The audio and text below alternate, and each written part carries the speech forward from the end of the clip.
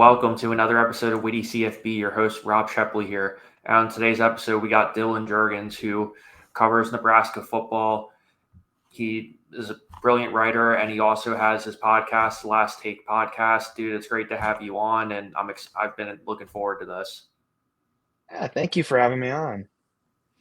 Yeah, so we've known each other since we were on Last Word of Sports for a little bit, and I know you do that still. You just got recently a promotion there, but you also have your Last Take podcast that you do as well with Blake Mays. Can you tell us the audience a little bit about that? Yeah, so I'll start with the last one on sports. So I started there. Yeah, I started last summer. It would have been I started with Gridiron Heroics, but then I ended up moving to the lwsports.com. It's kind of like the smaller website of the subsidiary of the last one on sports brand, I guess. I started as a Nebraska football writer. Kind of just continued that as I've kind of promoted up, but back in November of last year, I got promoted to become a staff editor, and then it kind of just blossomed into becoming the managing editor because the former editor, the former managing editor Drew, he recommended me because he thought I'd do a good job on that. So then I just took that job, and since then, kind of just been working that.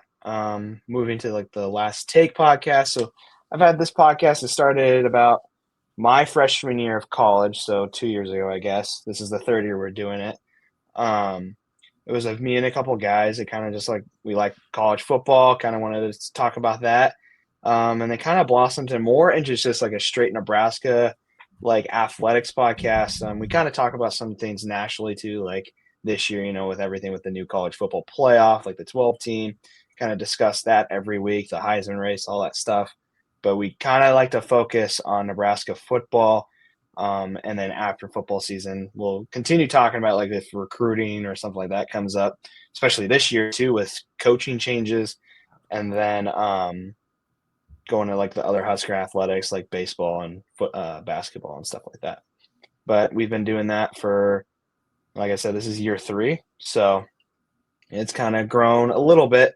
We kind of try to grow our social presence on Twitter and Instagram. So that's kind of the main project we're working on, I guess. Yeah, and that's awesome to hear, and I'm happy to see your progress as you're working through everything too. And even being on this, you kind of have to sit there and pivot depending on what your audience is doing, and also what you're talking about too. Because at the end of the day, if you're not having fun, then what's the point in doing it, right? Ryan, too, it's kind of an interesting situation, being a college student, too, kind of just managing my time with that, too. So, and also being a student at the University of Nebraska kind of helps my reporting on Nebraska. Being a fan, I mean, being a lifelong fan, too, I know how much that goes in this program.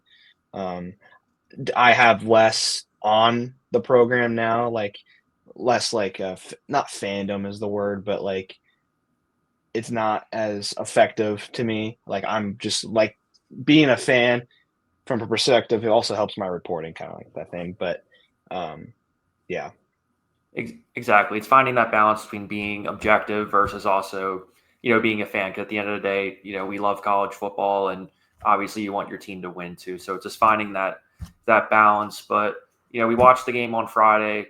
Nebraska versus Iowa, always one of my favorite games to watch every year because it's going to be competitive, it's going to be physical. But Nebraska came up a little bit short, and you look at the box score, and they dominated a number of areas, whether you want to talk about first downs or running the ball. And I just wanted to get your thoughts on what your takeaways were from that game, and how Nebraska moves forward at going into next year. Yeah, so this game, I wasn't, from a fan standpoint, I didn't have that much on this because Nebraska and Iowa hasn't been the closest rivalry in the past, let's say 10 years. But I just had a feeling, last time they went to Kinnick, they went in and beat them, kept them out of the Big Ten championship. Obviously, this year was a little different. Both teams were kind of down. And there's just one thing too I heard at the beginning of the broadcast. It was kind of insane hearing this. It was the first time both teams were bowl eligible in this game since 2014, which is or 2016, I should say, which is absolutely insane. and it's kind of just goes to show where these programs are at. But from what the game I saw, the first half was it was very clean from the Nebraska offense. I mean, there's a couple of mistakes here and there, but I mean, not much you can get out of a really cold night. Running the ball, running the clock, so that's why they only had a 10-point lead going into half. I really liked how they attacked the running game. I'm a big fan of what Emmett Johnson's been able to do the last 2 weeks, and kind of upset that he didn't have a bigger role earlier on in the season. It could have played a bigger factor in maybe some games like Illinois or even the Ohio State games. So, but I also liked how Dowdell was used too. They're kind of realizing the coaching staff has kind of learned where they're how when to use them the right way. So like Emmett, he needs to be a guy where you need like get him out in the space, basically get him on a zone run or something like that. But Dowdell is your power back. Use him on the goal line. Use him at close yardage, like a 3rd and 1. You get a first down, give it to Dowdell. He'll get it up the middle. And they kind of didn't do that at the beginning of the year. Like they just didn't know their trying to think of the word, but like they just didn't know what the formation they needed to do there. But defensively, the defense did everything it could have done. Like you shut down, for the most part, Caleb Johnson. I mean, yeah, did he break out a 72-yard touchdown? Yeah, but I mean, that's Caleb Johnson for you. And in the end, they did everything they could and did what they needed to do to win the game. And the offense, obviously, the offensive line, I think Bryce Benhart missed a block, and I forgot his name, came around the corner and just took Dylan out and fumble. And that it's just shades of last year in the same way, kind of, other than it not being an interception, but it was a fumble. But it was kind of disappointing. And then also just too, the offense just did not have the juice it had in the first half. Like, I don't know, it just a cold getting to them, or Iowa made adjustments and Nebraska didn't. Really, don't know. But I mean, this was expected. Same thing that happened last year, and hopefully next year is a little better. Yeah, because that was one of the most, I guess, now that I'm kind of reflecting on the game, both the game last year was also a 13-10 final too, in the sense of, hey, both teams were struggling offensively. It was primarily a running game back and forth too. And it's great that you mentioned Johnson and Dudell, because I was sitting there thinking to myself at the end of the game, man, they could be a really fun 1-2 punch, especially when you see the offensive line has been getting better as Holgorsen's been taking over too, and they have a lot of young, great talent there too. And you mentioned a couple of those big players, and you have Rhule, who's the freshman, and started off great. Then he struggled a little bit in the middle, but he's kind of coming together too. So with that said, Holgorsen, what are your general thoughts on him being the offensive coordinator for next season, as well as the difference that he's implemented over the past 4 or 5 weeks or so? I think it's been about a month since he's been OC. Yeah, he's been the OC since the USC game at the beginning of the month, so or the middle of the month, I guess, after the UCLA game. But honestly, I'm a big fan of what he's done so far. Obviously, you look back at the beginning of the year, so Marcus Satterfield, who is, I think he's a top 10 highest paid offensive coordinators going into the season. He's currently the highest paid tight ends coach in the country. But so basically, you could see the differences in offense a little bit, at least, from comparing it to even like the UCLA game recently. The last game Marcus Satterfield called as a play caller, and then you look at to the USC game, there's a big difference with what Dana's done with obviously having that air raid offensive background. You could see some glimpses of that with a lot of the play calling they had. There's a little bit more mesh, slants, a lot of quick passes to let Dylan get the ball out instead of having him look around, not finding anybody, and taking a sack or throwing a bad pass. You can see that even in the Iowa game too. He made a lot of quick decisions, and also I think Dylan did a lot better, and it's probably a lot of helping with coaching with Dana, with letting plays develop, like letting going through his progressions and stuff like that. He's done a much better job in the last 3 weeks with that than he did at the beginning of the year.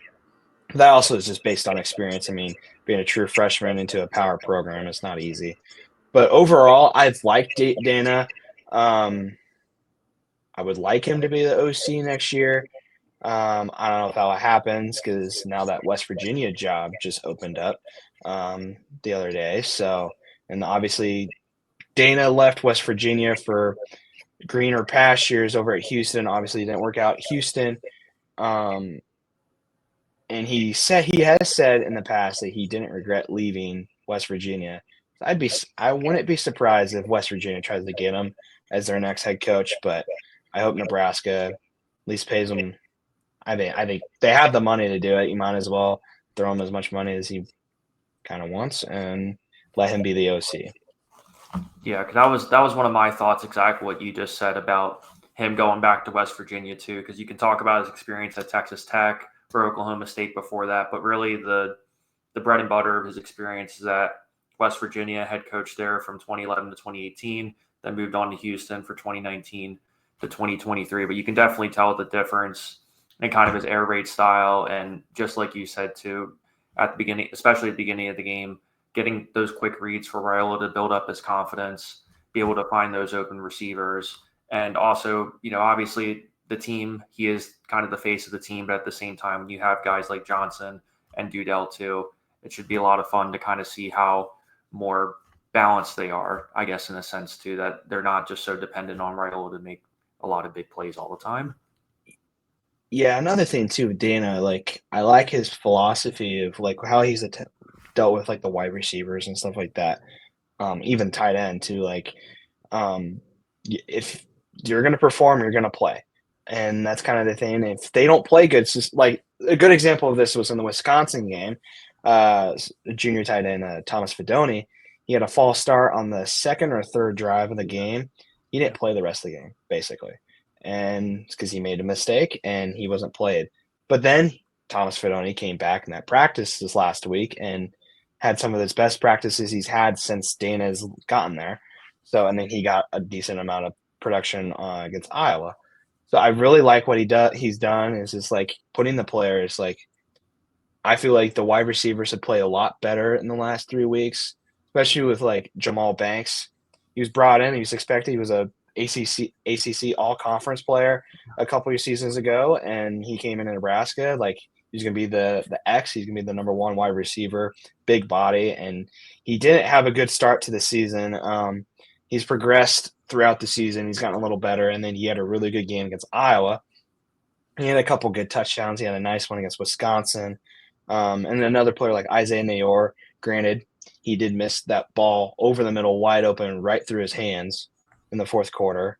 But he's played a little better for the most part. And then obviously Ja'Cory Barney, true freshman wide receiver, who's probably going to be a freshman All-American.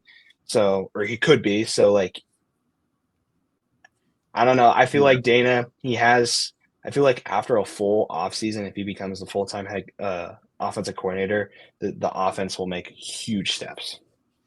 Exactly, too. And what's good about Holgorsen is that Matt Rhule can still kind of have that CEO look, whereas his earlier stops, you can talk about Temple or Baylor, where he had to be a little bit more kind of hands-on with the offense. And now you hand over the reins to him, you can really double down on recruiting and being able to develop those young players. But we talked about Holgorsen, and now it's time to talk about Tony White. It was announced today that Florida State is signed into a 3-year deal, and at least to me, from the outside looking in, this seems like a really big loss, especially you see how strong this Nebraska defensive line is, particularly stopping the run.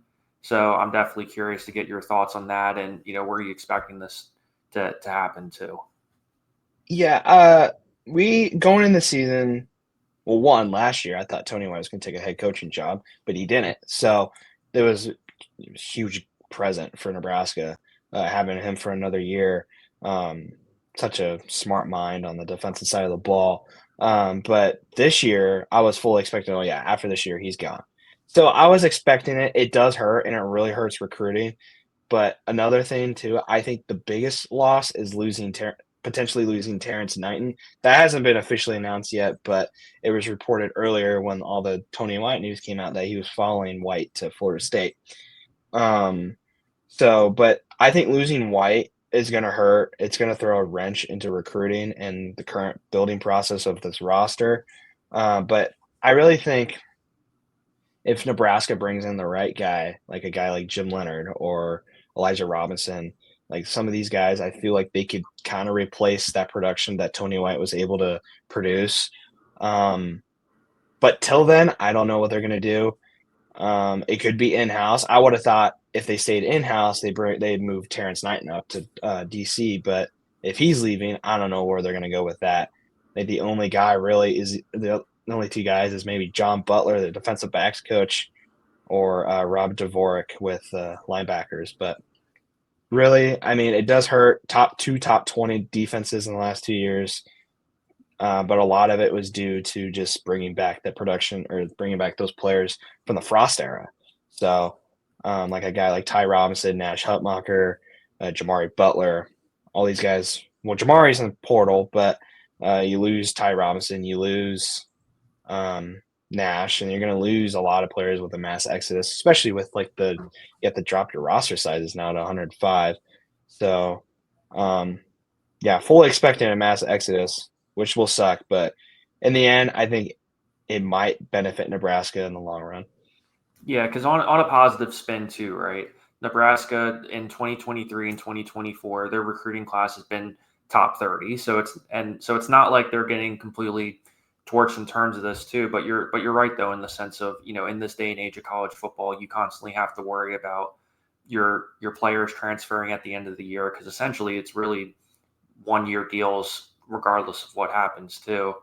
But kind of your point too, talking about Jim Leonard and all those coach and some of those coaches too.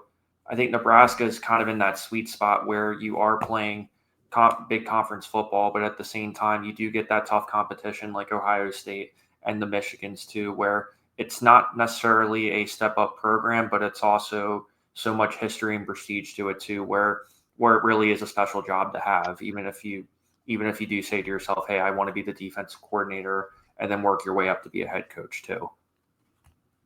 Yeah, and whoever is becoming a defensive coordinator won't have the easiest job next year. The schedule is kind of loaded. They have to go on the road to Penn State, UCLA, some other tough road games like Minnesota and stuff like that. And then you have the neutral site game with Cincinnati. So they'll have their work cut out for them, but especially with depending on how many players enter the portal, could be a slim defense, and just depends how Matt Rhule and the rest of the coaching staff attacks the transfer portal. So So we have everything that we covered here, and I figured for the last couple minutes, just your general optimism in terms of this season, as well as what do you expect Matt Rhule to particularly do in the transfer portal as well? Because I just alluded to it earlier that Nebraska is always pretty consistent in terms of having pretty solid recruiting classes. yeah, I mean, currently I think they're sitting at 23, according to 247 Sports for the recruiting class this year. Obviously, they got those sums in the running. I think recently Steve Whitfong put in a crystal ball for Cortez Mills, a 4-star wide receiver that was committed to Oklahoma to flip to Nebraska. We'll see if that stays true. They're in the running for a 5-star athlete, Michael Terry, number 1 athlete in the recruiting class this year.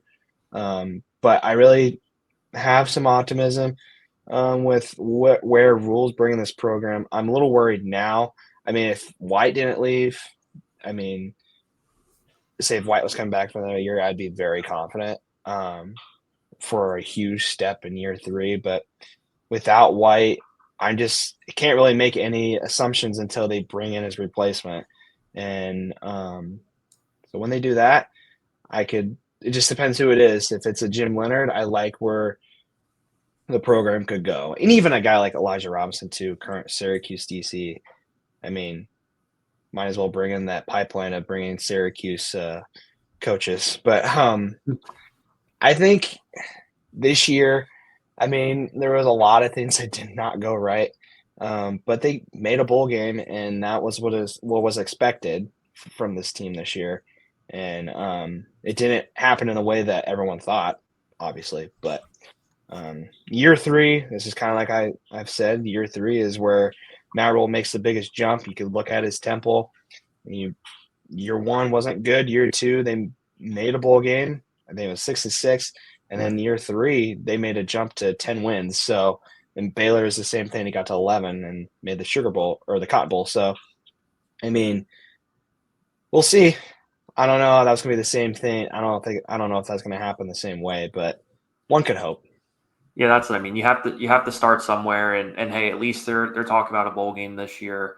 Especially with all the turbulence that they had between Scott Frost. You could even go back and talk about Frank Solich too, and all those guys too. But Dylan, dude, it was great having you on, and I'm definitely going to be looking forward to the rest of your work. As we go into the off season and the bowl games and everything. Definitely give the Last Take podcast a listen and a subscribe. And dude, I appreciate being generous your time being on here today. Okay. All right. Thank you. Thank you for having me.